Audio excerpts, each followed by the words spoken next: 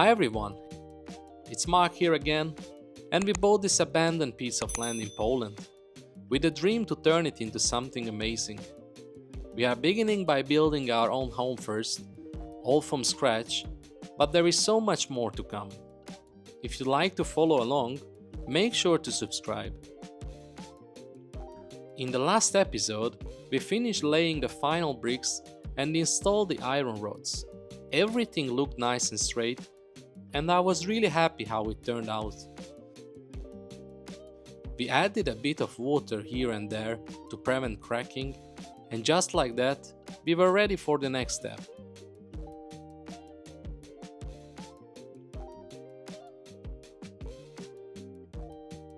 We had to hit the road and visit a few places, because at this point we still didn't have the beams or any wood for the roof. I had some free time to focus more on the house, so I really wanted to pick up the pace. Instead of spending hours searching online, making calls and waiting for emails, we decided to drive around and check out some nearby suppliers ourselves.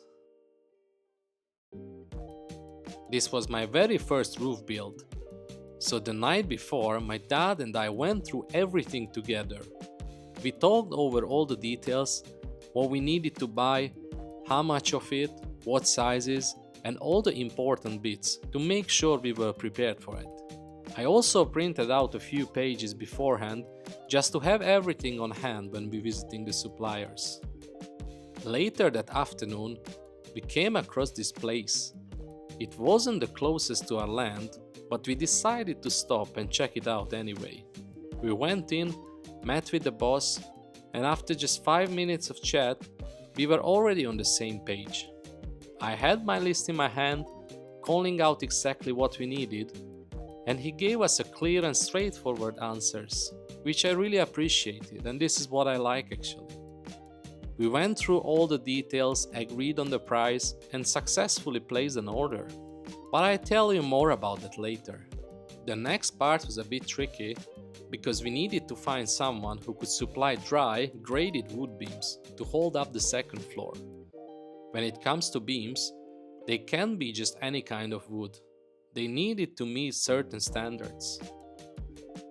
We were torn between two options. One was C24, solid softwood that's widely used in Poland for standard beams, and the other was BSH. It's a glued laminated timber made by bonding several layers of wood together. It's super strong, extremely stable, and perfect for long span roofs. Of course, everyone would choose BSH because it's the best, but we really had to think it through. The price difference was significant. At this point, we had found someone advertising on Facebook, so we decided to pay him a visit. When we arrived, we were welcomed by the really friendly guy who was super helpful and showed us how this wood actually looks like. To our surprise, he also had plenty of animals around, so we even got a chance to look around and enjoyed it as well, especially the kids.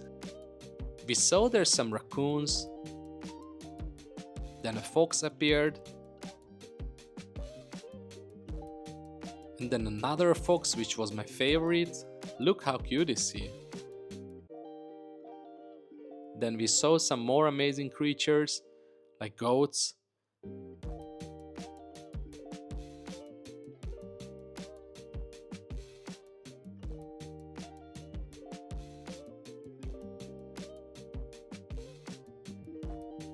Eventually, we spent quite a bit of time there, but we managed to agree on the price and the details, and he was able to deliver within 2 days, which was fantastic. A few days later, I was expecting the first delivery with all the wood for the roof. I had prepared a fairly straight surface for the planks so they wouldn't bend while sitting there. Wood should never be stored directly on the ground, and really the same goes for most of the building materials. Moisture is always an issue, so it's best to keep everything raised on pallets. After quite a while waiting there, suddenly a truck appeared out of the forest, fully loaded with planks for my roof.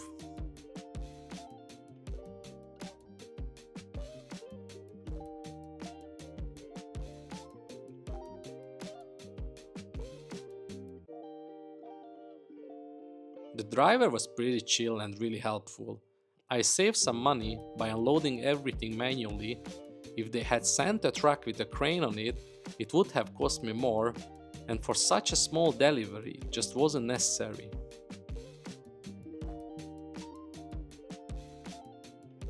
We unloaded everything together in a few minutes, then I paid and that was it. Overall, I paid a total of 5,186 zloty for all the roof planks, included 200 for delivery. Since this wood won't be used right away, I covered it to make sure it stays dry over the next couple of weeks.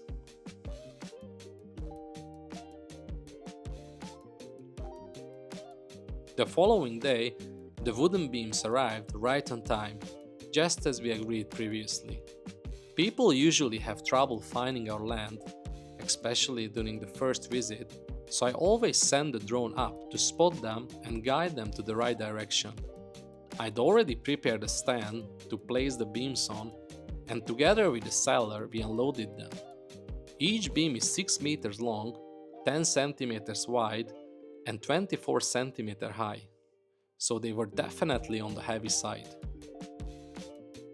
They looked really solid, and at that point I was really glad we chosen the stronger option. They were quite expensive for 11 pieces, but we paid a total of 6,400 zloty.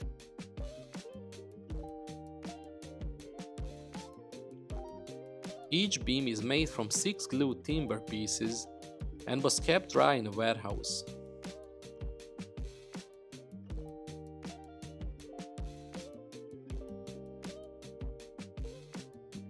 Eventually, I had all the heavy materials, but I was still missing a few essential accessories, like 2-component glue, threaded rods, washers and nuts, and some drill bits. I visited the closest store just to buy all of these. The next day, something unexpected happened. As you can see, I wasn't alone. Out of nowhere, my friend showed up right at my front door. I was planning to work all day and all weekend by myself, and my wife kept delaying me that morning, which honestly annoyed me a bit. Turns out she did it on purpose, because my friends were already on their way. It was a funny situation, and of course I was really happy to see them, especially because I suddenly had a few extra pairs of hands to help me. We had to cut about 20 cm off each beams because they were slightly longer than needed. Unfortunately, at that point I didn't have my chainsaw yet, so we used the jigsaw. It definitely wasn't the nicest solution, but it got the job done. And since the ends of the beams were resting inside the wall, they didn't need to be perfectly precise, which was good because they were not.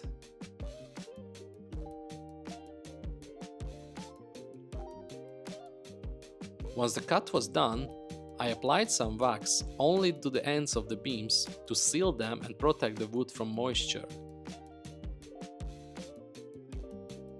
At that point, I didn't plan to paint the entire beams because it would have taken too much time. It didn't seem like a problem back then, but it turned out to be a huge mistake. More on that later. These beams will be visible inside the house all the time, so I wanted to use something natural that wouldn't darken the wood, and after some research I settled on this product. It was quite pricey, so I really hope I won't regret it, but we will see later whether it actually worked out. My friend Laszlo was cutting the threaded rods to size, while I was drilling holes in the ring beam where the beams would go and where we planned to glue in the rods.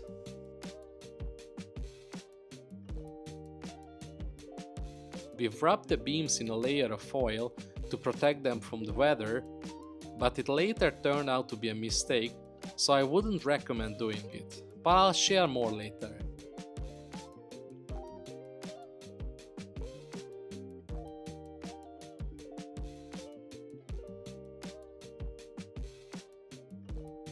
A couple of threaded rods were already glued in place, and we lifted one of the beams onto the top of the wall.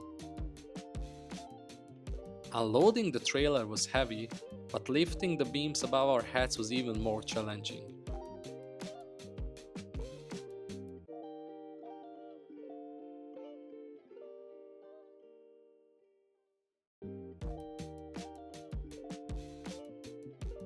We measured where the holes should go and drilled one on each side.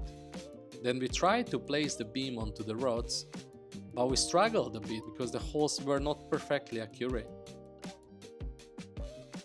Eventually, we managed to get the beams onto the rods, but there was about a centimeter of difference between the beam and the wall. The left side was correct, but the right side was about a centimeter off. It wasn't a huge issue, but since it was right next to the wall, it was visible and it bothered me a lot. I really wanted to push forward and make some progress, but then I realized this was the first time when the old crew visited me and we were back together again. So instead of rushing and pushing forward, we lifted a few more beams onto the wall and then we headed home. Moments like this really reminded me how important friends are. We've all gone in different directions, life gets busy, and you don't get together as often as used to. But when you do it, it feels like no time has passed at all. Working together, joking around, remembering old stories, it brings back so many good memories. I'm really grateful for the day like this, because in the end, it's not just about building a house, it's about the people who show up to help you build it. If you enjoyed this video, consider subscribing, liking it and leaving a comment. If you'd like to support us, you can do it using the link down below. Even the price of a coffee makes a difference. Special thanks to all our supporters so far. Thanks very much for watching. Mark is out. Peace.